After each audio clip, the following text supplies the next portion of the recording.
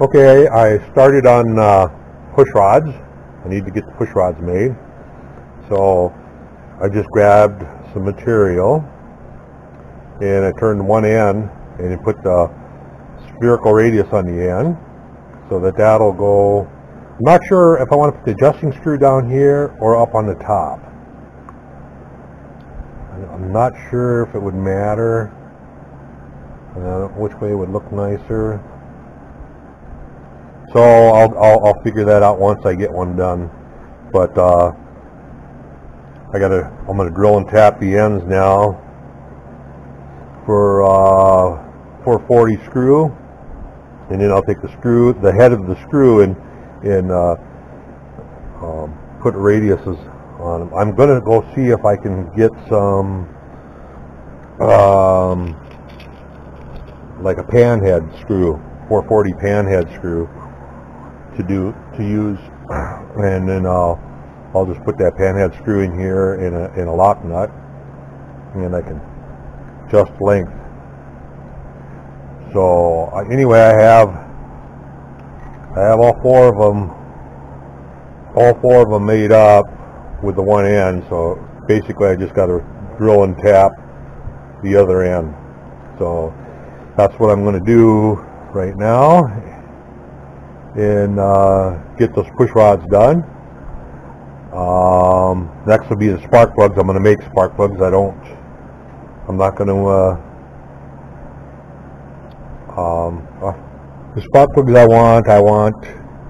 know what I want, and that's what I'm going to do. I have to start thinking about the carburetor. I think I'm going to use, I have drawings for some 2-jet carburetors. I think I'm going to use that as a basis for making a throttled 2-jet carburetor for this. And then I still need to do something with my ignition system. I've been playing around with a couple of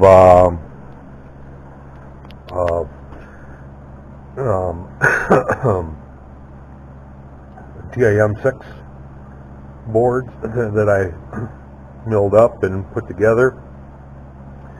And what I'm thinking about doing is putting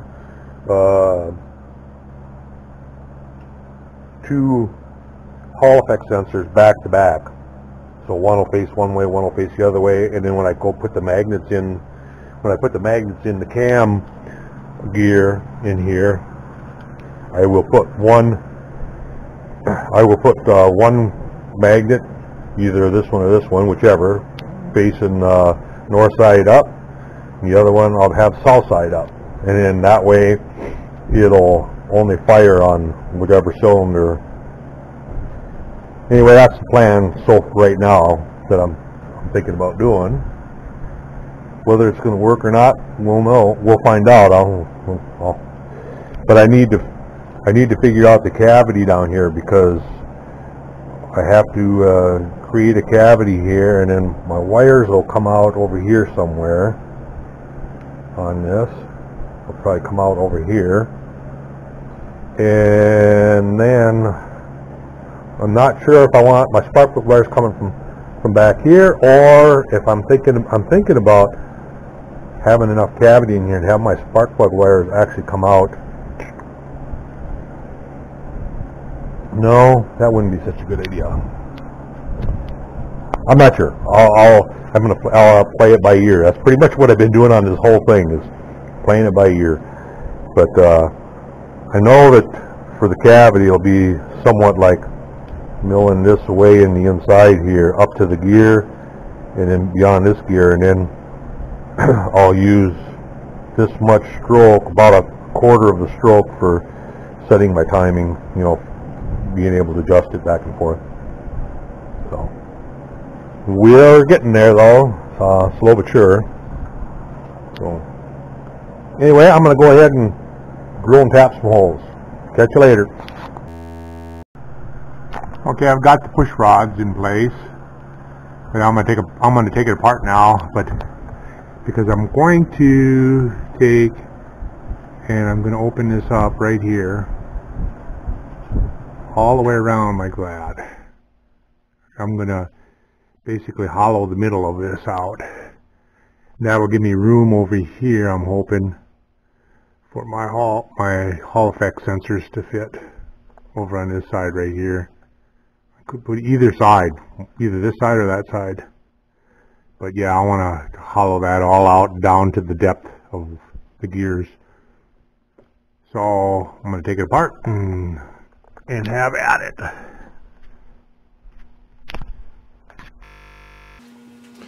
Okay, I haven't worked on the little Hoglet for a couple days, 2 or 3 days now. I've been messing around with, got sidetracked messing around with ignition systems, and then messed around with my electronic edge finder. I just converted it from an incandescent to an LED light, and just other little trinkets here and there. So now I'm going to get back to it again, and the first thing I'm going to do is work on cutting this out in here, because right in here is where I want to put my Hall effect sensor bracket, but I want to hollow this all out, as much of it as I can. So I'm going to take it down to this level first, to this bearing level in here. So what I'm going to do is I'm going to scribe this out. I convinced myself to just do it here. I'm just going to hand crank it around. It's nothing spectacular that has to be perfect or anything. It's underneath a cover. It's under a cover. You'll never see it. This will be the only time you'll see it. This will be the only time you'll ever see it while I'm working on it here. So, clamp that in. I'm clamping it against the flat, and then the back side. Okay, and I'm going to get a 1/2 inch cutter.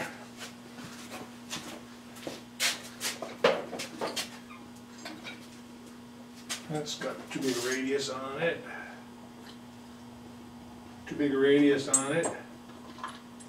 Too many flutes. There we go.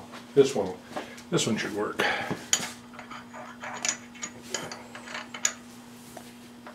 Put that in the spindle.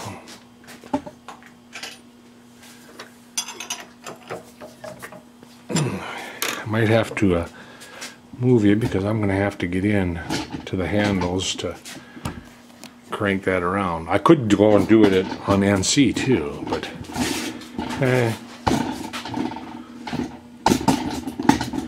it's hard to convince myself to do it on the NC if it's just one. It's easy to convince myself to do it if I got 3 or 4 or 5 of them that I want to make.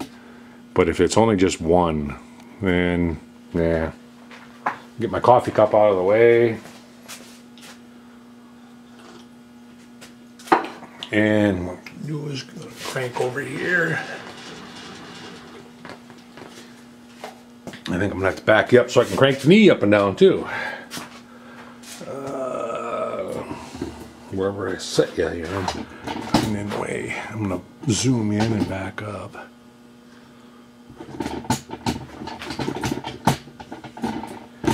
All right, let's get you back in here.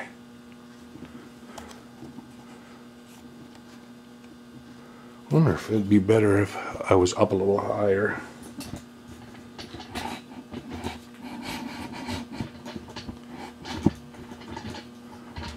And that way you're getting a downward shot of it. Yeah, I think that'll work. Now you're out of the way. So I'm going to take a piece of my phone book paper over here that's hanging on the machine. And I'm going to come down. Actually, I'm going to crank the knee up so I don't have the spindle down so far. I like to keep the spindle extended as short as possible. Like extending it a whole lot.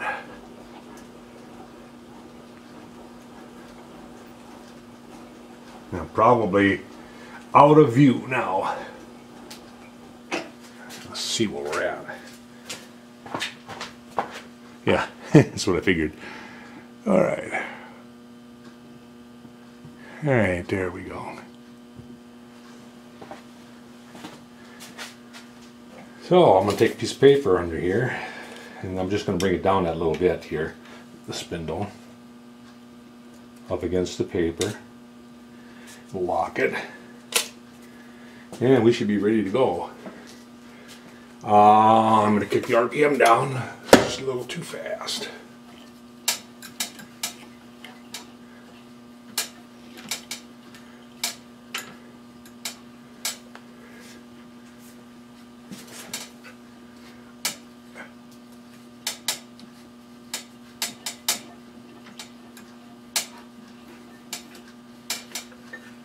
Come on. Sometimes I can change that belt, no problem. Sometimes it just wants to fight me. Alright.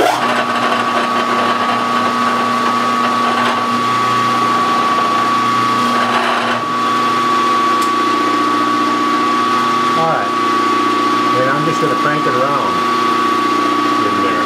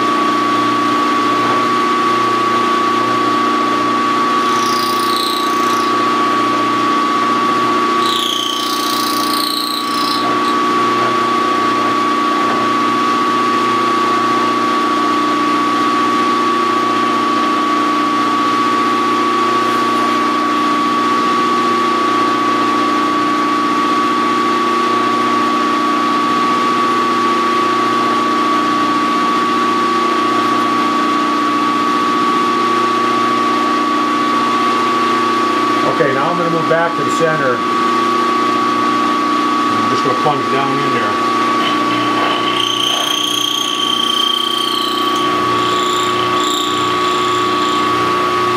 I'm just going to work on clearing that out in the middle here.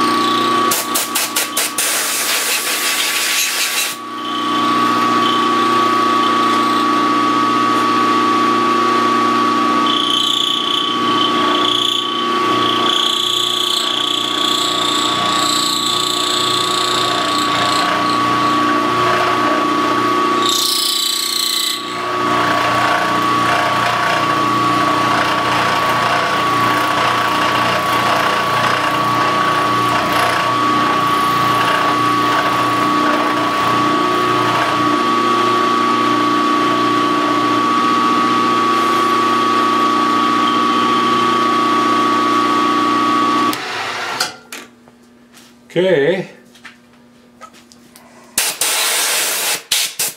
I think I'm going to take more of that out.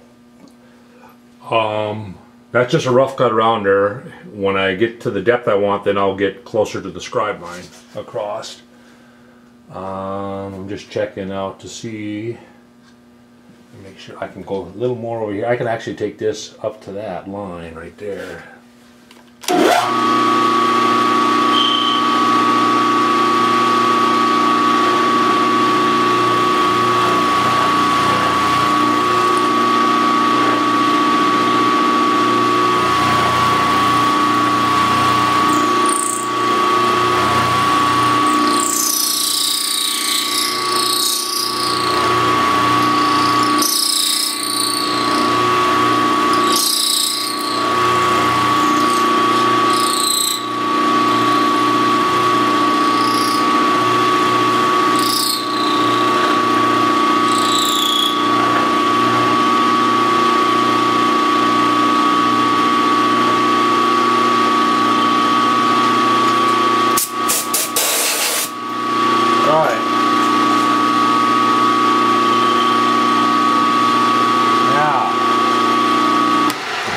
Figure out how much more I want to take out of there.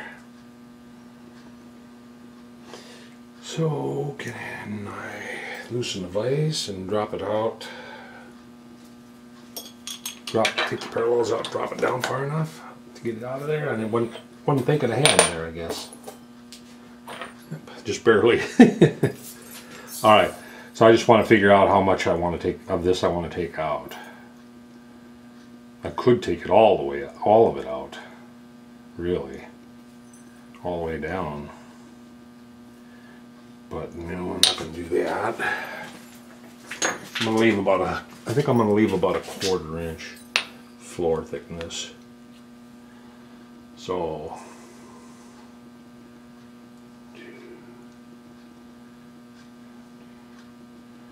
I need to go down. I'm going to go down another 400 though.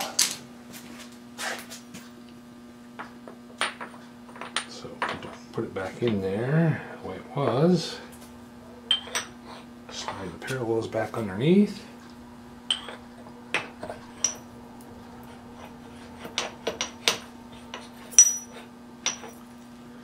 Lined up. Get it up against the flat.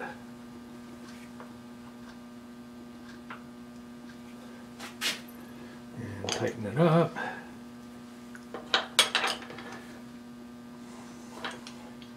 All right. Actually, I think I'm going to take 450. So, 1, 2, 3, 4, 50. Still in the viewfinder? I'm going to drop you down now, and now you're really not being able to see much, are you?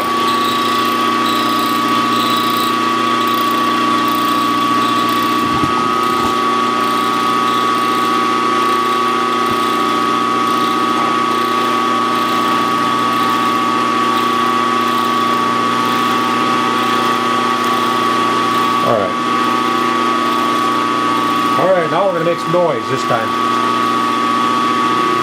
Well, maybe not. I thought maybe it'd be a little louder. Squawk.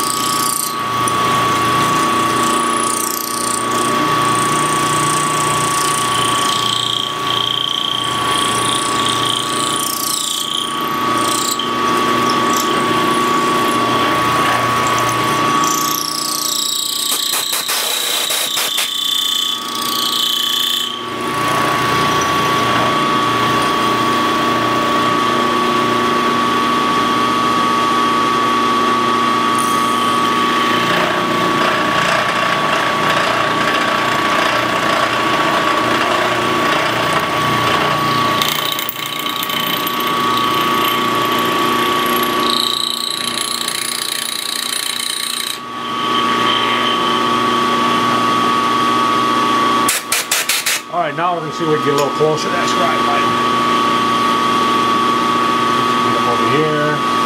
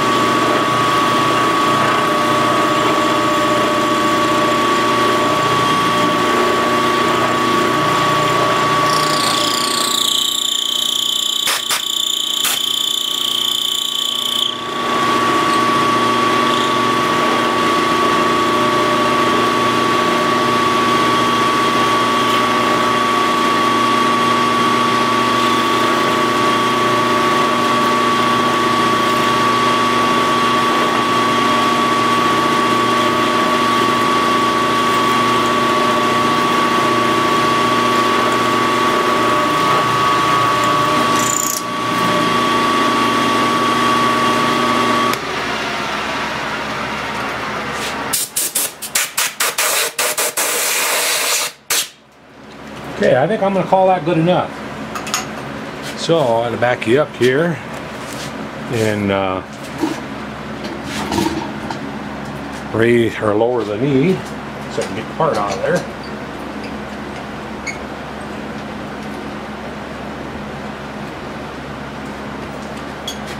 Let's see what we got.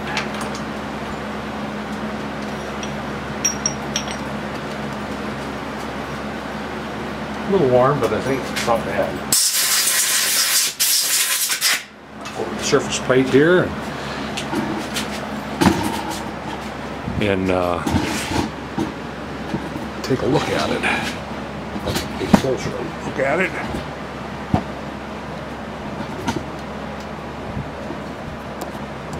Right. So.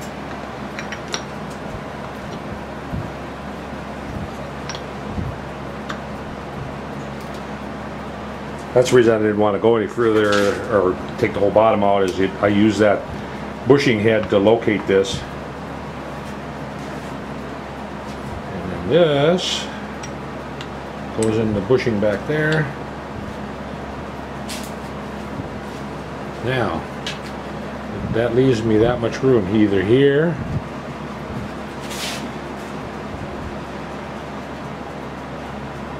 I could take a little more of this out. Could go around that. Right there. To give myself some more room.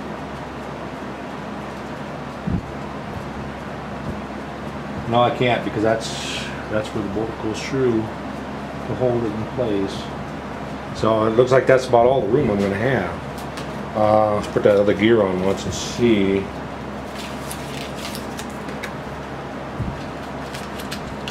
I need to wipe the goop off of it. I packed it with grease when I was messing around with it.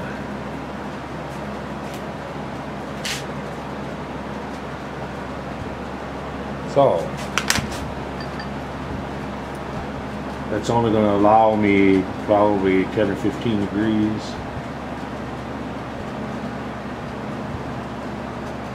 So I'll have to make sure that I get it close to when I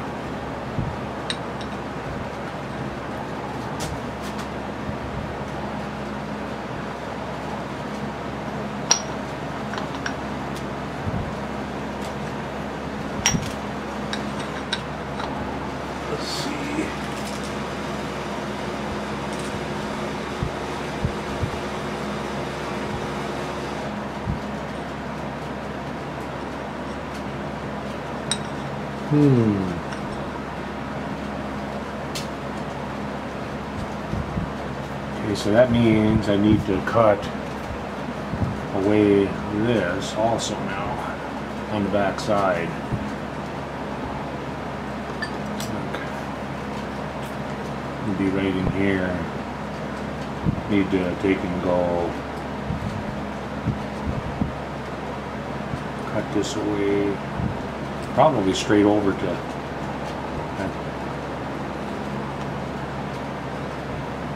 stay away from that hole.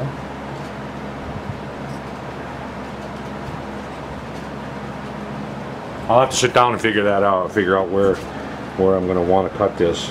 I might have to lay it in the model and see what I can get away with. I think I'm going to have to go from the center line straight over.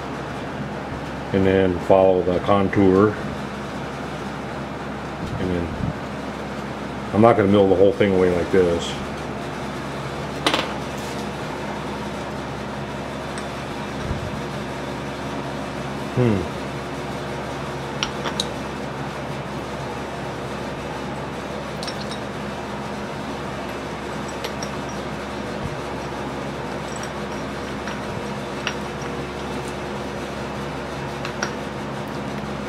The easiest way would be to put both of them in on the top side, but I'm trying to do it one on each side, so which makes it a little more difficult, because basically it's going to be a clevis that fits over top of this gear.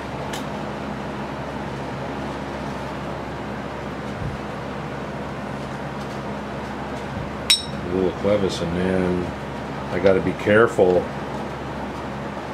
that I don't go too far with the timing to wipe out the gears. I'm wondering if that's such a smart idea anymore now.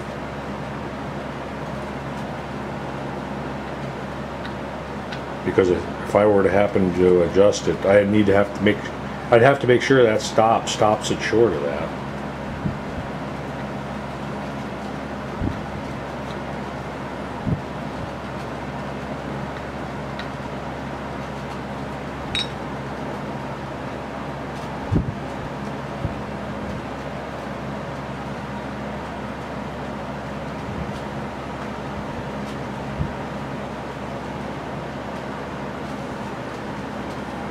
Well, actually, no, I wouldn't have to worry about that because it's going to be in underneath.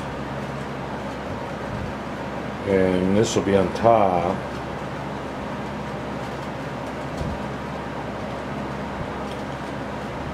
I might have to go and make that part before I might go and model it up. And then that way I'll know what I'm looking for.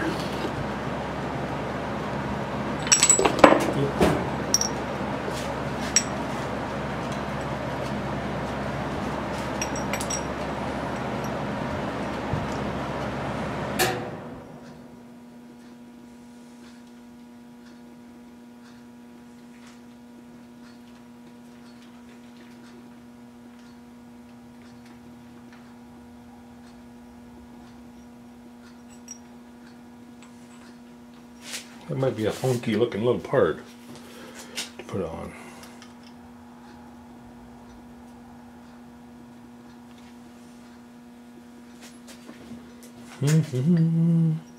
Well, I guess I'm going to cut away and then go do some modeling and model that up and see what it looks like. I'm going to take this and sit down and kind of model that in the way I've got it here, and then see how much room I've got for a clevis to go in behind the basically it'll be a fork that'll go in like here.